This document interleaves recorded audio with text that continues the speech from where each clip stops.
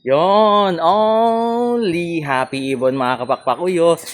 December 24 na. Nako, malapit na ang Pasko. Siyempre kasama ko ang aking beautiful baby, Sam. Again, siyempre kapakpaka, babatiin ko na kayo ng Merry Christmas. Kasi bukas for sure, sobrang busy na. Wala lang si Kuya dito sa Metro Manila. So, nasa tayo, baby Sam? Nandito kami sa medyo bulubundukin at sa karagatan. Ayan, no? Siyempre, what natin? Kasama ko ang aking anak. And again, syempre, kung first time nyo kami na napanood dito sa Facebook, YouTube, or TikTok man, this is Sir Kuya Dan and Baby Sam. Welcome sa Dan Sibunan. Kwento ang ibon at kung ano-ano pa yan. Located po tayo saan, baby? Sa 37 Consuelo Street, Marulas, Valenzuela City. Pwede kayong dumapo sa amin from Monday to Saturday, 8 a.m. hanggang 8 p.m. na gabi. So, nandito ang aking Princess Kapakpak. And again, Kapakpak, nako, nakapag-register ka na ba?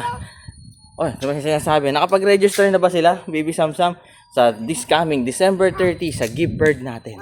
Oy, join kayo kapakpaka. Paano mag-join? You know? Paano mag-join? Sundan nyo lang po yung direction nandyan sa taas ng caption paano mag-join. Diba? I-follow nyo lang po para at least meron po kayong entry. Kung follower po kayo ng Dan Sibunan ever since 2019 nagsimula tayo mag-give birth. Hindi lang po isa, hindi lang po dalawa. Ang pinimigay nating ibon na Baby Sam. Look, baby.